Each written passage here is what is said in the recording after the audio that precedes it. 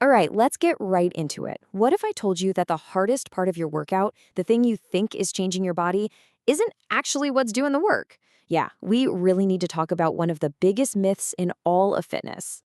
You know the feeling.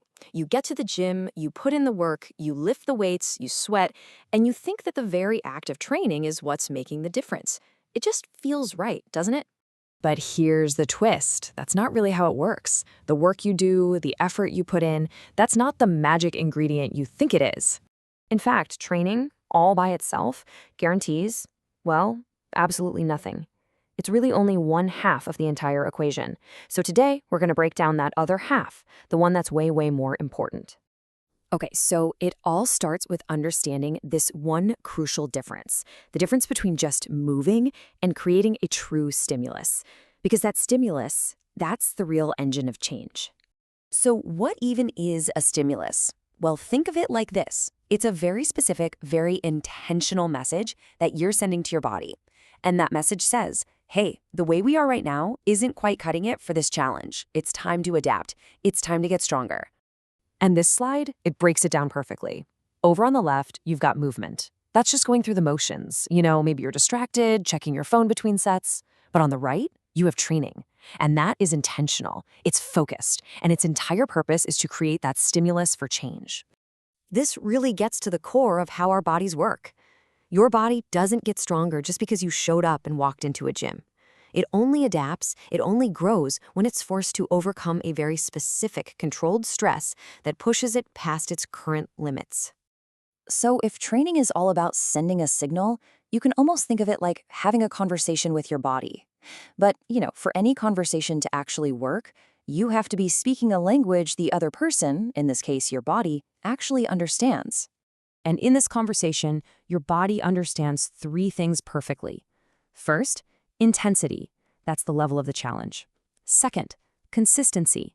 How often are you sending this signal? And finally, quality of execution. How clear, how precise is that signal you're sending? And here's the thing. This is so crucial. All three of these factors have to work together. If your intensity is too low or your form is sloppy, like swinging the weights around on a bicep curl, or you're just not consistent, well, that conversation breaks down. The signal gets fuzzy and your body just isn't going to get the message.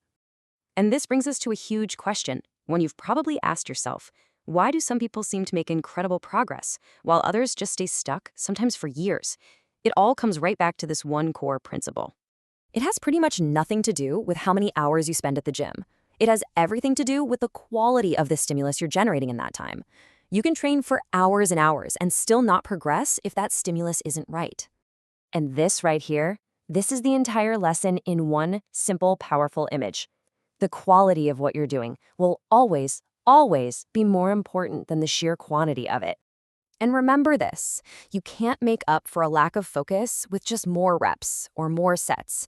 Just throwing more volume at a problem is like shouting nonsense in that conversation with your body. Precision is what gets the response. So what do we do with all this? How do we actually apply it? Well, it really requires a fundamental shift in how you think. It's about changing your entire view of what a workout is.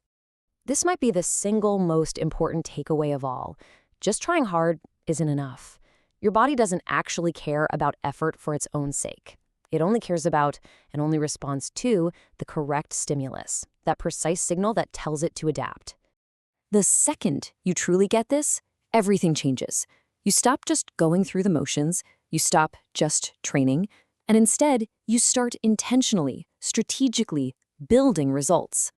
So I'm going to leave you with this one question to think about next time you work out.